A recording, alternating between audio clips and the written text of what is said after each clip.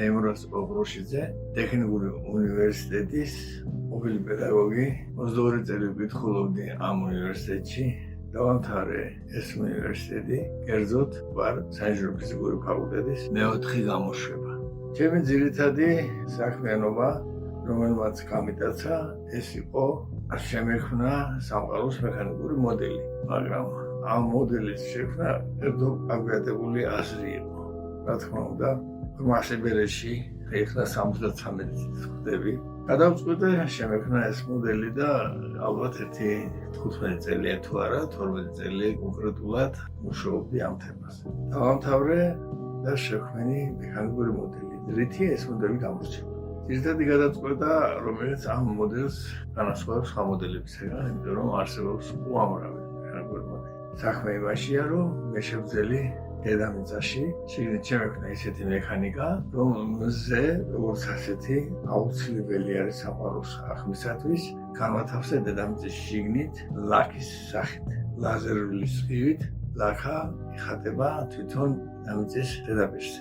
ამით გამიუმჯობესდა პირობები და შემექმნა იმის საშუალება, რომ სხვანაირად დამენახა მთვარის მოძრაობა, შემექმნა მისი ყველაზე უფრო მაქსიმალურად მიახლოებული მექანიკური მოდელი. კერძოდ, კეტუ და რახუს წერტილები, ეს არის ეკლიპტიკისა და მთვარის ორბიტების კვეთის წერტილები. ამ წერტილების ბრუნის პერიოდი არის 19,6 წელიწადი.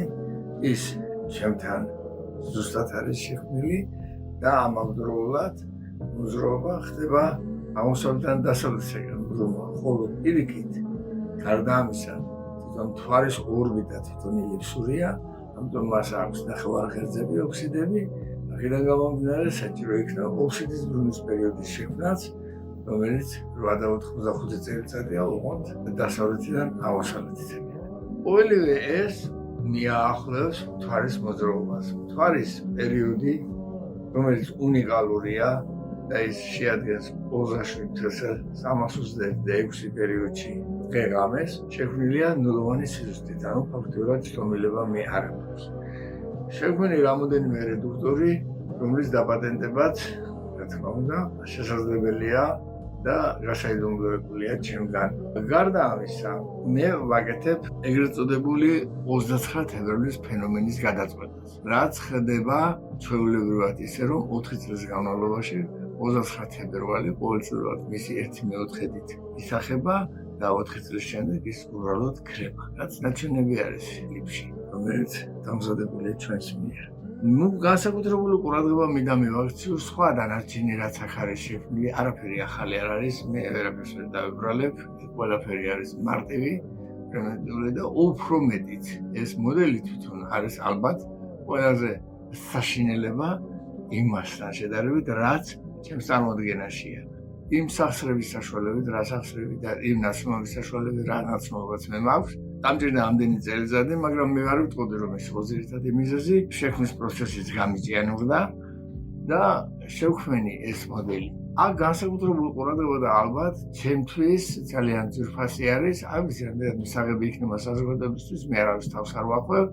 ეგრეთ წოდებული ვარსკვლავური კალენდარი, რაც ძალიან მოსახერხებელია. ადამიანები რომ არ აივლანდონ რიცხვი, რომელი დღე იყო წელს, რომელი დღე არის, ამისათვის ვარსკვლავური კალენდარი იმის გამო, რადგან ეკლიპტიკაში მოძრაობის მზე კვეთს 13 თანავარსკვლავედს, მე-13 თანავარსკვლავედი არის 12 ზოდიაქოსთან ერთად გველმჭერის თანავარსკვლავედი, ამიტომ შემოვიღე ამ 13 თვის დასახელებები და თითოეული თვე 28 დღით განსაზღვრე. რაც იძლევა იმის საშუალებას, რომ თუ ამოვიღებთ ახალ წელს, რომელიც ასევე თავისუფლად შეიძლება დავასახელოთ მხოლოდ და მხოლოდ წლით, რიცხვით და სულაც არ არის სავალდებულო დღე მისთვის, იმიტომ რომ ის ახალი წელია, ის მზეს ეკუთვნის, მზის მოძრაობის გამო არის, რომლის ერთი დღე კიდე ემატება კალენდარს და 29 თებერვლის ფენომენიც, რომელიც 20 წელიწადში ერთხელ ემატება, ეს ორი რიცხვი, ეს ორი დღე მე უბრალოდ დავტოვე აღნიშვნის ხარისში. ანუ ისინი არიან ჩვეულებრივი ახალი წელი და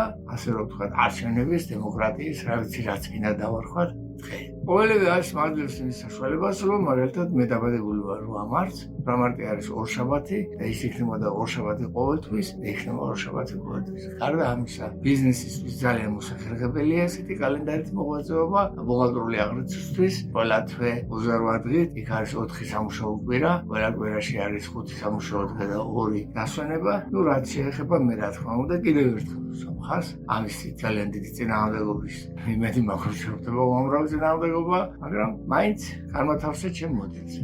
შეაფასეთ ჩემი მოდელი, თუ გვეწონებათ, გამილაიქეთ. ასევე წარმოგიდგენთ სამ ვეშაპს, რომელიც ჟამთაღური ცხვირის გამარტივებული ვერსიაა და წარმოადგენს ეკონომიურად ხელმისაწვდომ ფართო მოხმარების საგანს.